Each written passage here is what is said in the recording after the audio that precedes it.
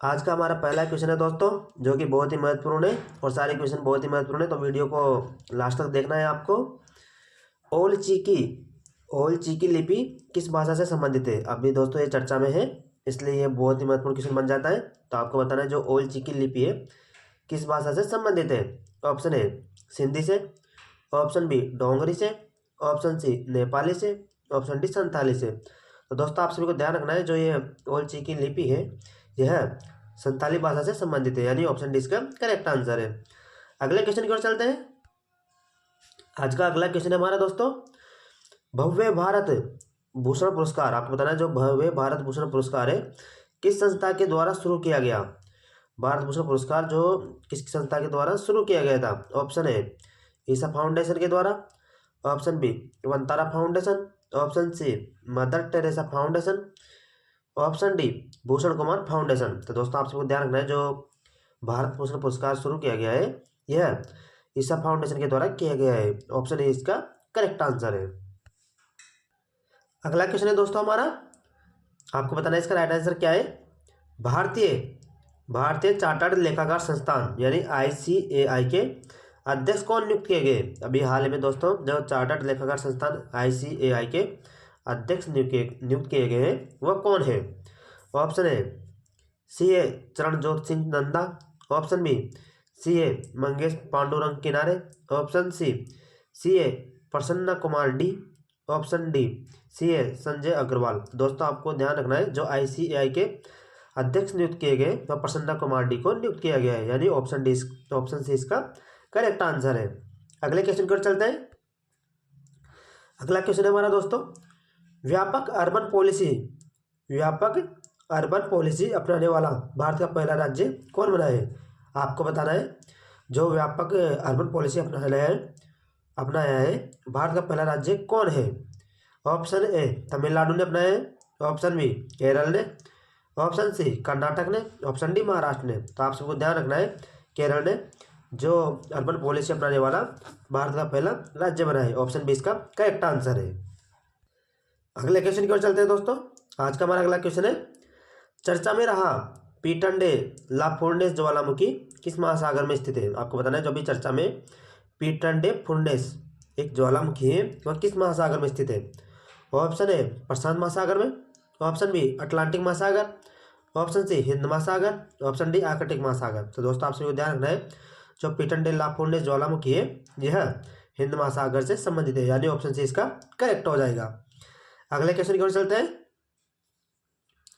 North और south block स्थित पुराने प्रशासनिक केंद्रों को किस संग्रहालय में परिवर्तित किया जा रहा है? आपको बताना है जो नॉर्थ और साउथ ब्लॉक स्थित पुराने प्रशासनिक केंद्रों को किस संग्रहालय में परिवर्तित किया जा रहा है? ऑप्शन ए युगयुगिन भारत राष्ट्रीय संग्रहालय, ऑप्शन बी राष्ट्रीय अभिलेखागार संग्रहालय, ऑप्शन सी प्रधानमंत्रियों का संग्रहालय, ऑप्शन डी संविधान विरासत संग्रहालय। तो दोस्तों आप सभी को ध्यान रखना है, इनको युगयुगिन भारतीय राष्ट्रीय संग्रहालय में परिवर्तित किया जा रहा है, यानी ऑप्शन ए इसका करेक्ट आंसर है। अगले क्वेश्चन की ओर चलते हैं दोस्तों।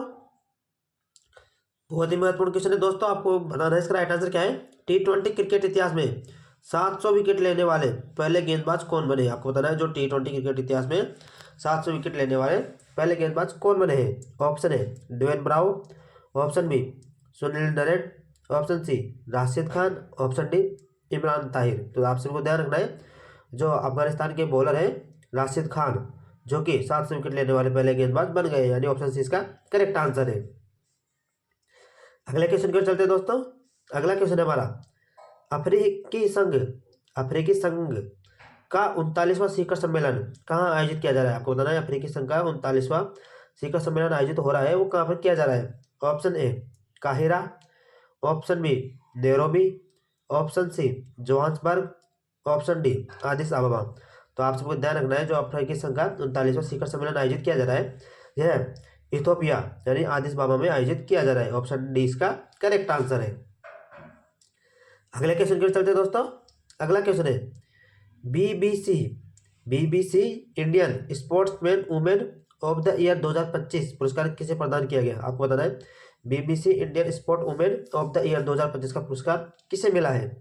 Option A Mithali Raj, option B Harmanpreet Kaur, option C Smriti Mandhana, option D Shafali Verma. तो दोस्तों आप सबको ध्यान रखना है, ये पुरस्कार स्मृति मंदाना को मिला है, यानी ऑप्शन सी इसका करेक्ट आंसर है।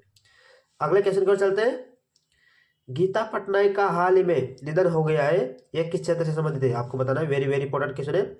जो गीता पटनायक है यह किस क्षेत्र से संबंधित थी? ऑप्शन ए ओडिया संगीत, ऑप्शन बी शास्त्रीय नृत्य, ऑप्शन सी रंगमंच निर्देशन, ऑप्शन डी चित्रकला।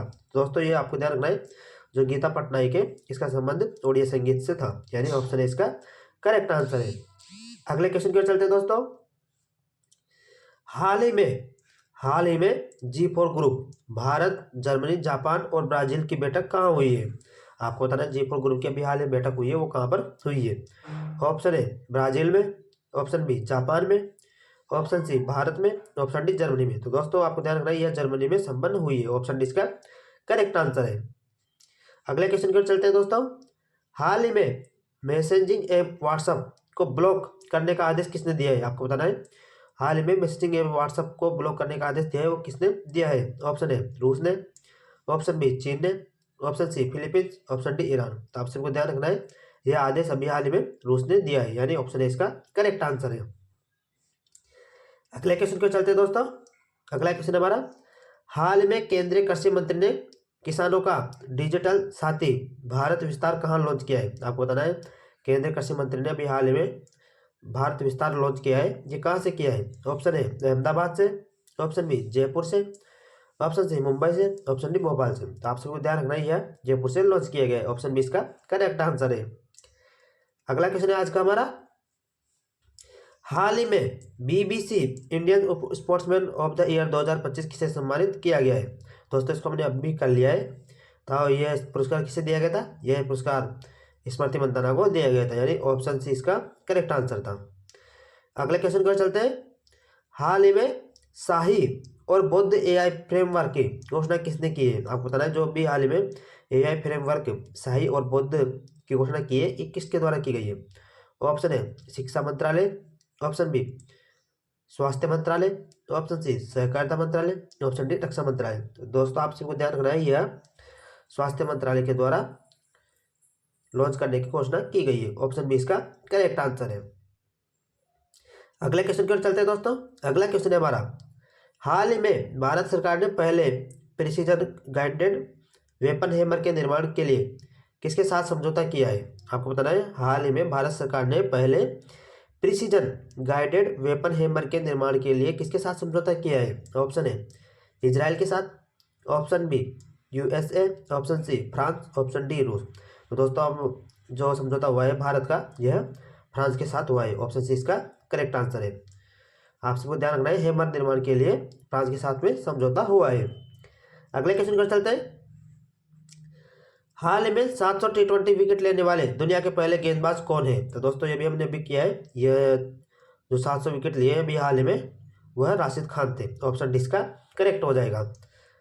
अगले क्वेश्चन पर चलते हैं। अगला क्वेश्चन है, भारत का पहला नेशनल काऊ कल्चर म्यूजियम कहाँ प्रारंभ हुआ है? आपको बताना है, भारत का पहला जो नेशनल काऊ कल्चर म्यूजियम प्रारंभ हुआ है वो कहाँ हुआ है? Option A Indore, option B Mathura, option C Ranchi, option D Patna. तो दोस्तों ये मथुरा में शुरू हुआ है, ऑप्शन बी इसका करेक्ट हो जाएगा।